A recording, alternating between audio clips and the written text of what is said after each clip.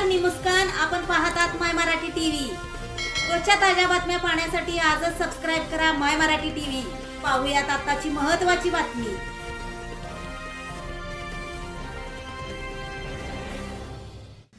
माजी नगरसेवक गजेंद्र खशाबा कांबळे जुगार अड्ड्यावर.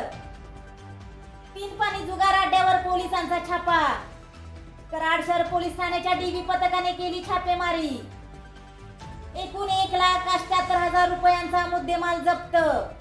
यामध्ये रोख रक्कम 13,000, मोबाईल 50,000, 2 गाडींची किंमत 1,15,000. 6 इसमांना घेतले पोलिसांनी ताब्यात, तर 1 जण गेला पळून.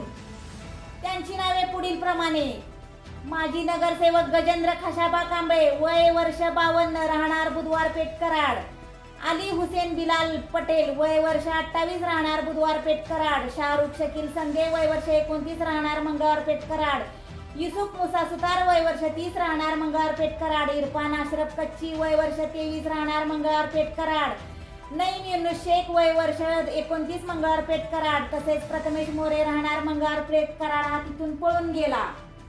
याबाबत मोहसिन निजामुद्दीन मोमीन, वय वर्ष 30, व्यवसाय नोकरी, पोलीस कॉन्स्टेबल बक्कल नंबर 468, कराड शहर पोलीस ठाणे यांनी समक्ष कराड शहर पोलीस ठाण्यात हजर राहून महाराष्ट्र जुगार कायदा कलम 12 सरकारतर्फे कायदेशीर फिर्याद दिलेली आहे.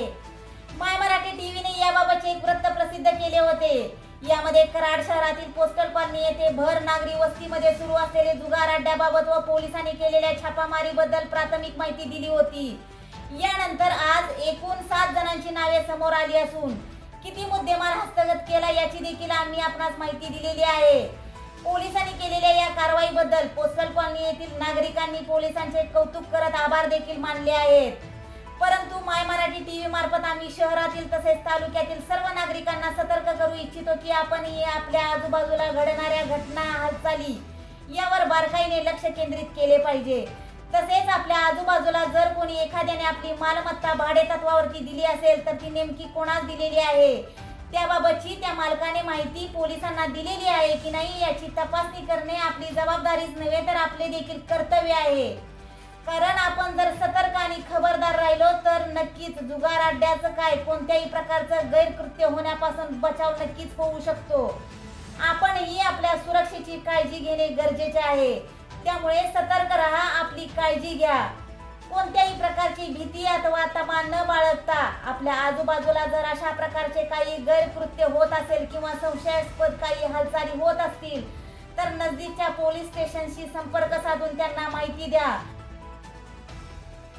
तसेच पोलीस प्रशासनाला देखील विनंती आहे की आपण जर एखाद्या जुगार अड्ड्यावरती किंवा इतर अवैध व्यावसायिकावरती कारवाई केली तर यांच्यासोबत ज्या ठिकाणी हे गैरकृत्य सुरू होते, जुगार अड्डे सुरू होते, अवैध व्यवसाय सुरू होते तेथील जागा मालकावरती पण गुन्हा दाखल करावा.